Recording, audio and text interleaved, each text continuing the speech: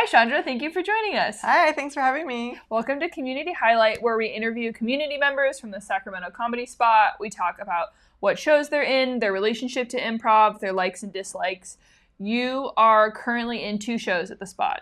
I am in 2 shows, Stem Fatales and Once Upon a Line. And what are those shows about? Tell me about them. Stem Fatales is a classic improv show where we do a warm-up and banter with the audience, and then we create scenes based on that banter. But the angle is that we're all females, we're the Fatales, and we're all in academia. So the STEM is truly STEM. We have a doctor, we have a vet, we have a neuroscientist, we have an environmental, what's that called when you protect the species? Environmentalist. Environmentalist. A conservationist. And then, hilariously, someone who does words for a living, which is English. So That's great. Stem Fatales is science and comedy.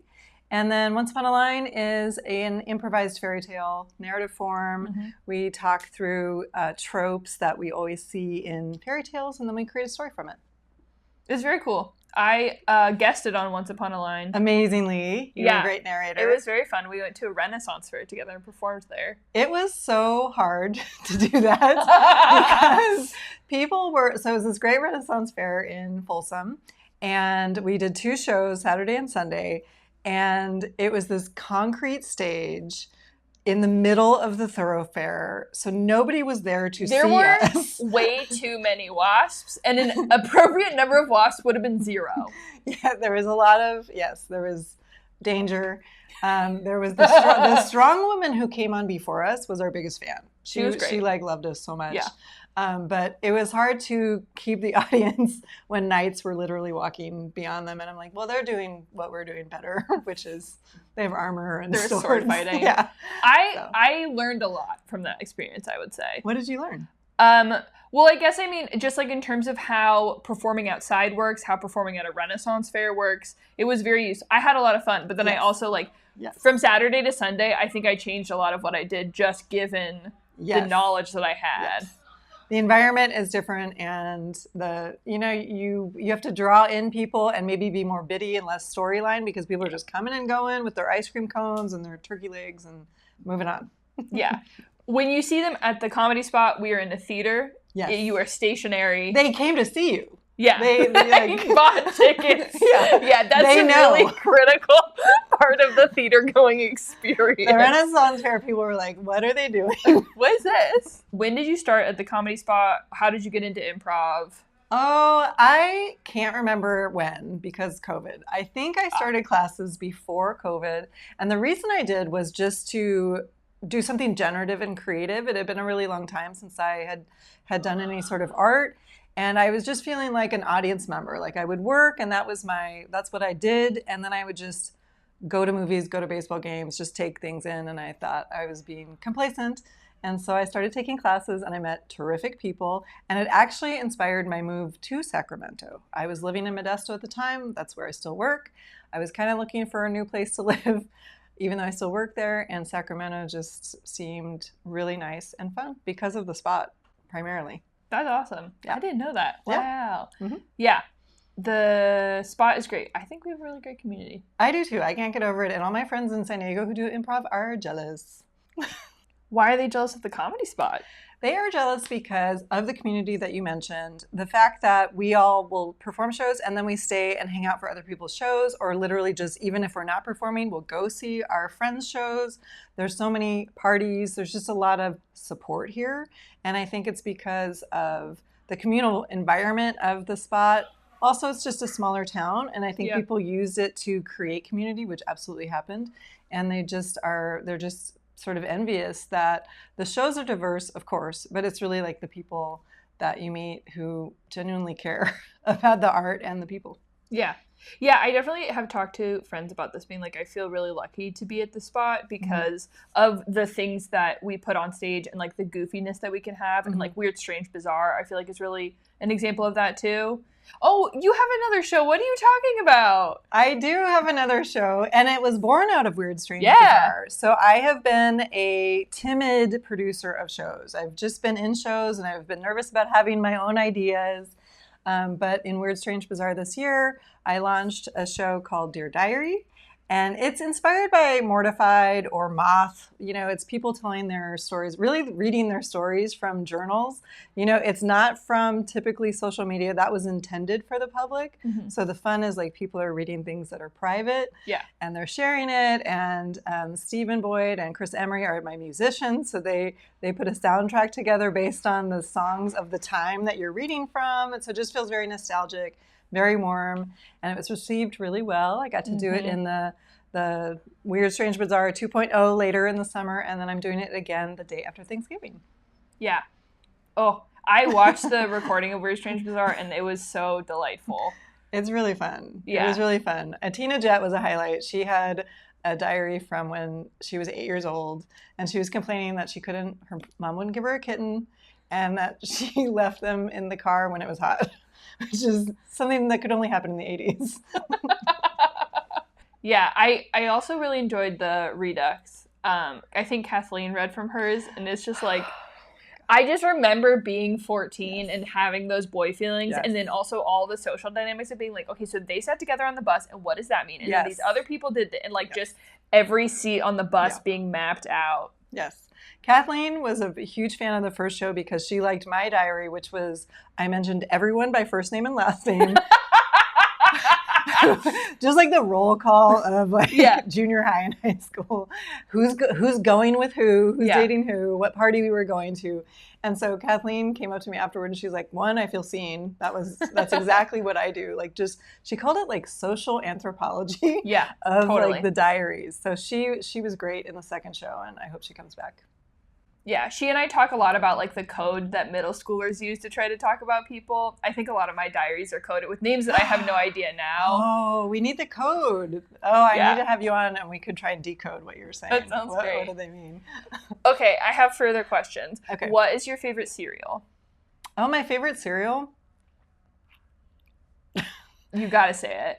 It is, I don't even think it's a cereal anymore. And I liked it when I was young, and it makes me sound really old, but it was Cracklin' Oat Bran. Okay. It was like Cheerios size. Well, it was like O's, and it was like honey baked, and it was not healthy, even though it was bran. What's its proximity to like Honey Nut Cheerios? It is nowhere near it because it was like a bran instead of like the wheat grain or. So it's like if you folded the bran and raisin bran into a kind of chorus. If you packed it tightly, because it also like would scrape the top of your mouth. You had to soak it for so long. It was like one of those soakers. Like you have to soak grape nuts. Yeah. And you have to like soak Cracklin' Oat Bran. What's your least favorite cereal? I don't know. I don't have a least favorite cereal. I would say that the last one I would choose is probably Plain Cheerios. Plain Cheerios. Okay, so if Cracklin' Oat Bran and Plain Cheerios got into a fight, who would win? Cracklin' Oat Bran, because it's slightly bigger, and so it could like cover the Cheerio. It also sounds really spiky. Yeah, it is kind of spiky. it's very Which is like the cactus of cereals. And you're like, I want to put this in my mouth. It was so good. I'm going to find you a box on eBay. Okay. That's what I'm saying. Oh my God, so old. Too old. You traveled abroad this year. I did. How was that? Tell me about it. Well, for Christmas, my family and my other family, which is my best friend and her husband and son, the six of us, so I have a sister and a mom that we travel together, and we went to London and Paris. Wow. And it was part wonderful and part terrible because imagine us like a blended family. And my mom, who is 80, who is kind of like a 17-year-old, like they need very specific foods. They sleep at very specific times. They don't necessarily want to do what the grown-up adults are doing when they want to do it. So they've looped back around. Yeah, it loops back around. But London, we went in Christmas, and it was rainy, and everything was closed, and only the tourist stuff was open. So that was harder. But then Paris was magnificent. We were near the river. Did you see this guy? That's my that guy? Approximation of the Eiffel Tower. Oh, I was like, the Masons? Like the Masons? the French Masons. The French cult. Yes, we saw the Eiffel Tower, which was amazing. We saw that at night. And then the thing that was the most hilarious is my mom. It was very cute. My mom has not traveled very much, and she doesn't travel without us. And she kept bursting into tears when she saw like the things that she never thought she would see in person. Like first, just the Louvre, like the entrance, that's the pyramid, and then she lost it at the Mona Lisa, and the Mona Lisa was like packed, hundreds of people, and the docents like saw my mom like losing it, and so they came up and they brought her in front of the crowds and took her like right up to the Mona Lisa with nobody else around.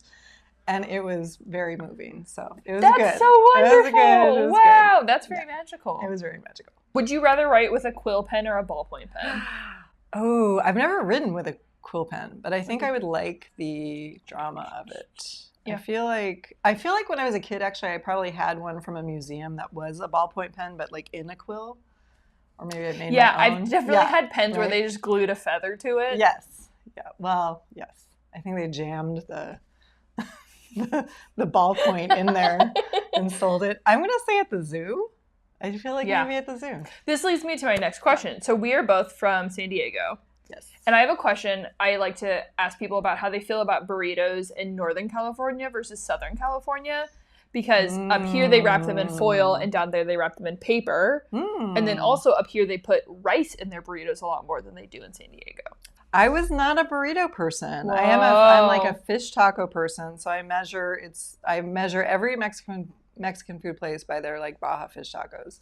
And it took me a really long time, but I landed at Tres Hermanas, which I think is like the best Mexican food up here. Although I don't get the fish tacos there, I get the enchiladas. I didn't answer your question because I don't eat burritos. This is good to know. But I did my best. Okay, I have a game. We were going to do a word by word story. Okay.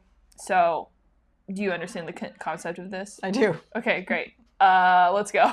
Once upon a time there was a unicorn named Hermione.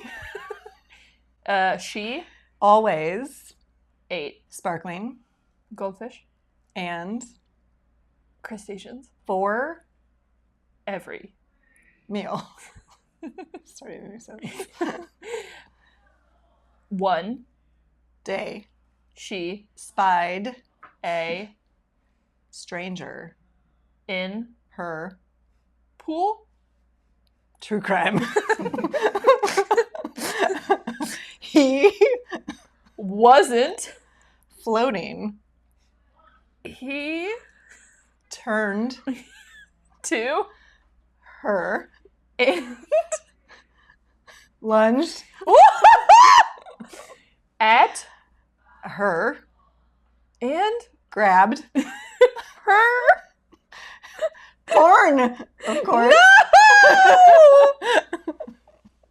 Then she bit his ankles. Afterward, He called the police on her for attacking him while he swam. Wow. That really took a turn. It's a true, and we've started a true crime podcast. The tables were turned. Chandra, thank you so much for joining me. Thanks for having me. This was so fun. Yeah, okay, check out Femme Fatales, Once Upon a Line, and Dear Diary. Dear Diary and Drunk Justice Friday. And Drunk Justice. Joe and I are going to argue about something. That will be great. Okay. Thank you. Thank you so much. Bye. Bye.